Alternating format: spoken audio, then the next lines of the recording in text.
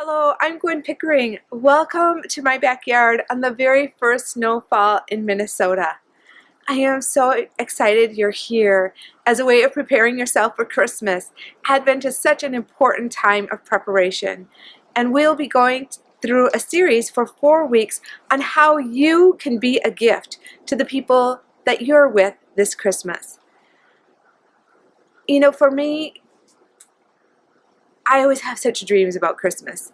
I want so badly for everybody to have such a great time, for everything to be so much fun. People come, we love one another, it's great, we're laughing, we are playing games, people love their gifts.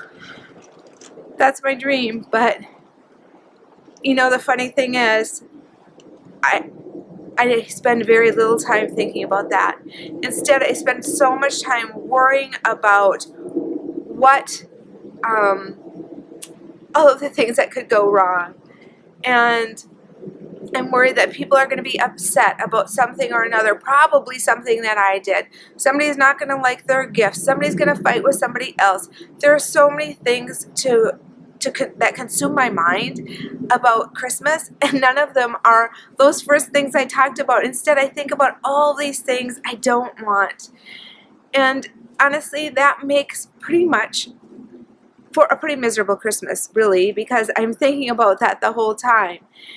And there was this one time, I remember some years back, I was just dreading going and spending Christmas with our families, and I was so exhausted over this whole obsession that I had about how, oh my gosh, if this thing happens or if that thing happens. And so I said to my husband, you know what, I just need to take a nap because I was so tired. And then when I woke up from that nap, I just decided, you know what, this is silly. You know, I spend all of this time talking about how everything in the world goes think, feel, do, how our thoughts determine how we feel, and how our feelings determine how we behave, and how I just keep thinking about all of the possibilities that could go bad. And I thought, no, I don't want to do that anymore. I am going to do something different this year. Instead of thinking about all the bad things and worrying about all the things that are possible that could go wrong, I'm going to focus on every single good thing that everyone does at Christmas, and I'm going to just be present to them and the things that are going well. And you know, honestly, I just said to my husband, here's kind of like what's going on with me. Will you please pray with me? And we just said a prayer, and I asked God to help me to be that person I was just speaking about, somebody who would look for the good in the people that I love most, someone who would focus on all of the positive things, and someone who would really be a gift to the people who were in that room with me for Christmas.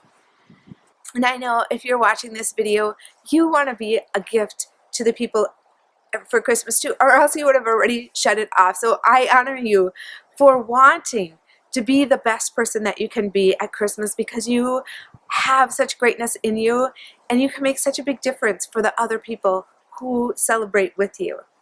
And I just want to talk to you about 4 really simple steps that you can use in order to really be a gift, to really be the person that you would actually want to be this Christmas. A person who makes a difference and who can go to bed after it's all over feeling like, you know what, I was my best self. No matter what happens, I was there. I was focusing on everything that was good, and I was focusing on everything that was good in every person and what was happening. Here's the 4 steps. The first thing is it's really important to notice what's happening in your imagination. Like, are you imagining things going poorly? And just like watch yourself thinking. We're always thinking, and most of it we don't even pay attention to.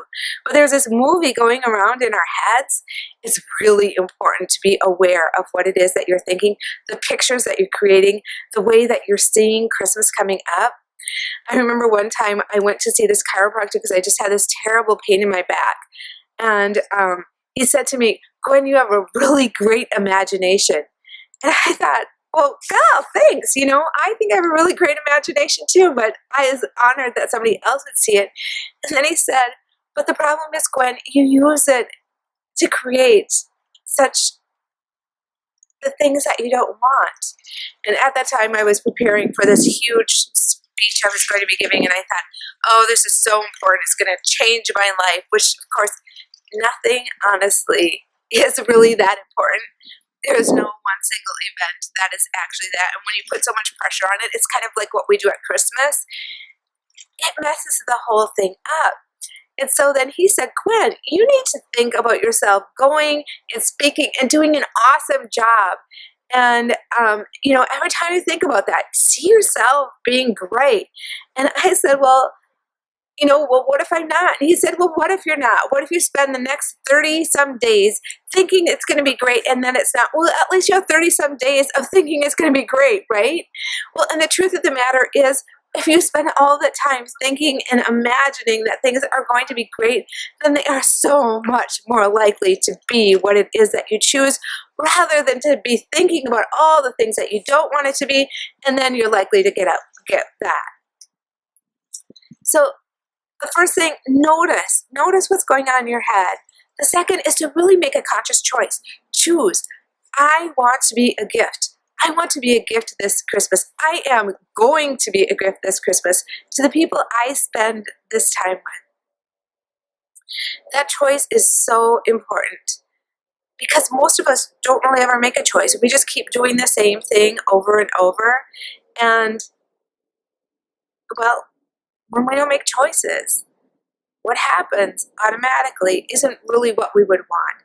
So take the action to make that choice. Choose to be a gift. And then really wrap your arms around the idea that your thoughts are what are creating your world. We always talk about in our seminars how things go: think, feel, do. Our thinking determines how we feel, and how we feel determines our actions or our doing. So think, feel, do. I just want you to think about somebody who you'll be spending Christmas with, and think about every good thing about them, how wonderful they are, all of the great times that you've had together, just for a few seconds. And now I know this, if even just for those few seconds you thought about that person and how great they are, that you feel some sort of good inside. You feel happy or excited to see them, or something on the good spectrum.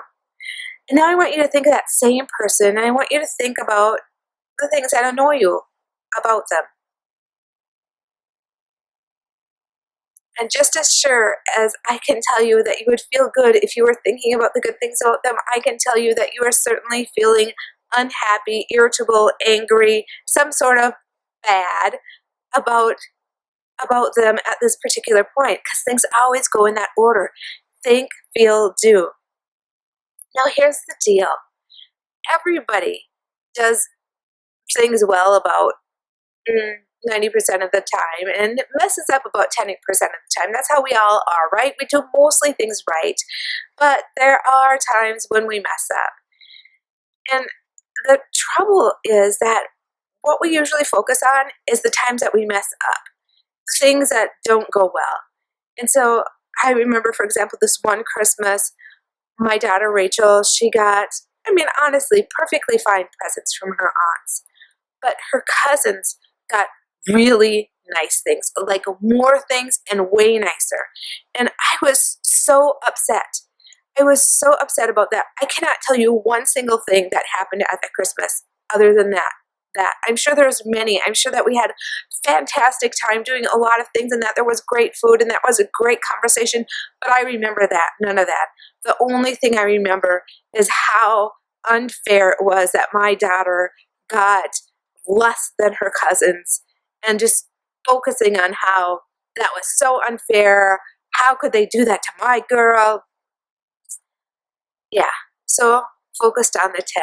And that focus on that 10 causes such unhappiness. So choose that you're going to focus on that 90. And you will be amazed. Your future, not only at Christmas, but these are these are really like the way that you live your life. And now sometimes, we fail. Sometimes I feel I'm really thankful that I can make this video because it brings back to my mind like, oh, Gwen, remember this. Remember this is really important because it's so easy to slip back into patterns. So if you notice yourself doing something that you don't want, focusing on what you don't want, then it's okay. This is about mastery. This is about growing into being the greatest person that you can be. Ongoing, growing into being the greatest gift you can be. You are a great gift in the world. You have so incredibly much to offer. So I'm so excited for you to make that choice. Choose to use your imagination wisely and focus on all of the good that is around you, all of the good that happens to you before now and Christmas. Imagine that Christmas of yours going well, and you'll be so happy this whole time throughout Advent. It's a way of preparing your heart. It's a way of preparing our heart to be the person that we want to be the gift at Christmas, to live out the Christmas message, which is all about loving your neighbor. Jesus really came to teach us how to love one another. And when you do this, when you focus on all of the good around and the good in the people that you're with, then you'll make a difference. You'll be a gift, and you'll be a gift not only at Christmas, but every day of the year.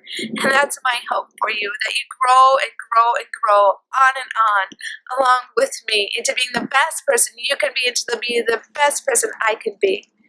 I hope that serves you. Please leave a message below about how it is that you are going to be a gift this Christmas.